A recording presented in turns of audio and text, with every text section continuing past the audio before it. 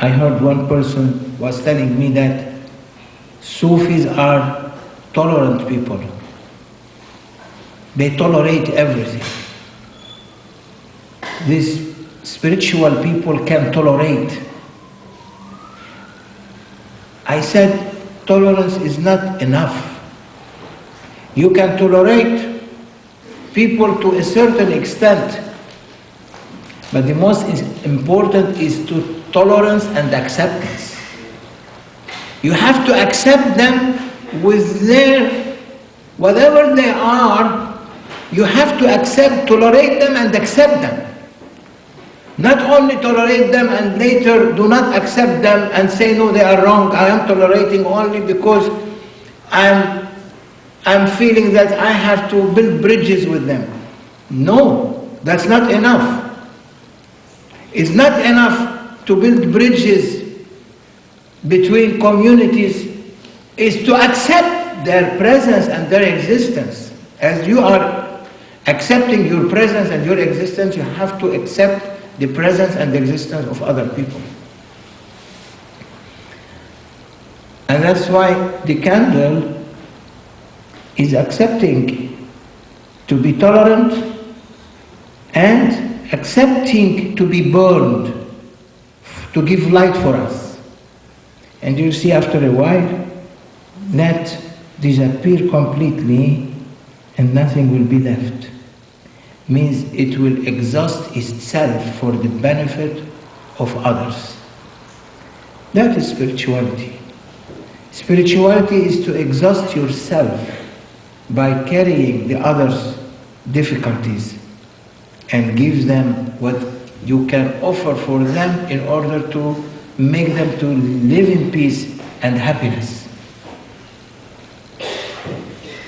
That is the unconditional love and universal love for humanity.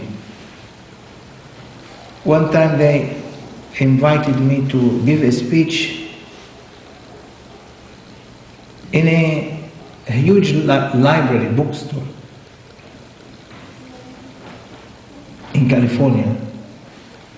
I looked, might be they have more than 100,000 titles, books, different books.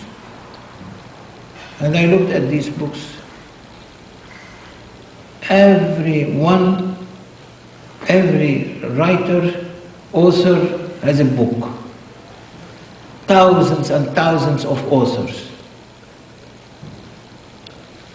And what all these books discussing? They are discussing one thing. They are discussing a human being.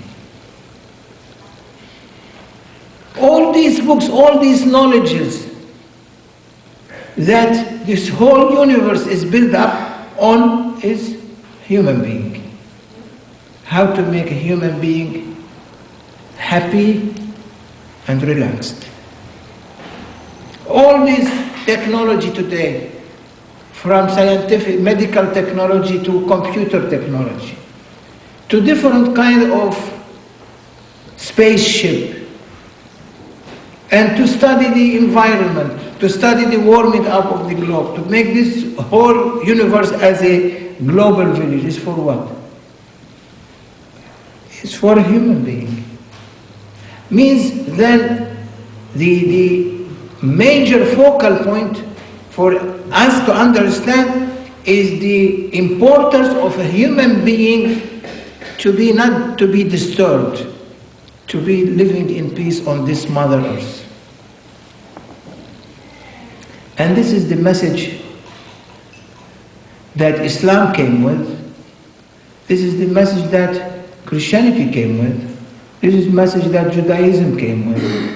This is the message that Hinduism or Buddhism or Zennism or all kind of different faiths came with, is to make a human being to have a better life.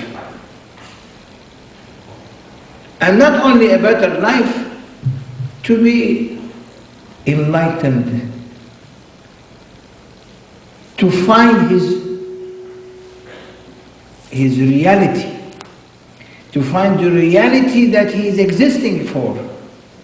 Many people are running into this life, they don't know why they are running, what they are doing. Only they are running for paying their bills and running only to eat and drink and forgetting everything else. But in reality we are here on this universe, on this small planet that is smallest than everything else, and we are living 6 or 7 billion human beings. And the whole universe around us, we cannot see any living species, might be very far from us, but in the near universe where we are looking in the solar system, we don't see anything. This small planet, Earth, that has been given to us, human being, we are not able to keep it as clean as possible. We are polluting it with every kind of pollution. They say that factories pollution. It's not only factories pollution, it's pollution, our energy, the bad energy that comes from us is also polluting this world, polluting each other, polluting the human race. We receive energy and we give energy. We receive these different kind of wavelengths. We get them, we give them. We are like a satellite dish. In this room, how many different channels there are here that we can see. And you might ask what I'm saying. If I am looking here in this environment, I can say that there are thousands of different pictures, moving pictures, but we are not seeing them. But they are there, existing. Because if you bring, let's say, 1,000 different TV and connect to every TV a cable, you can get thousands different channels. They are coming through these wavelengths that every TV can understand and decode that wavelength and give it as a picture or as a sound. So it means in this environment, in this room here, all these wavelengths are moving. Only we need a small instrument to put there and then we can see a picture. Why our hearts cannot see them? Why our eyes cannot see? We are not able to see except what we are seeing in front of us.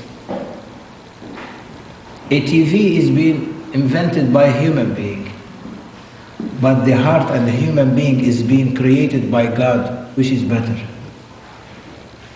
If that creation cannot able to see, if us we cannot see more than what we invent, then we are losing the understanding of this universe. Because God's creation is more stronger and more powerful than human being creation. We invented television. God created us.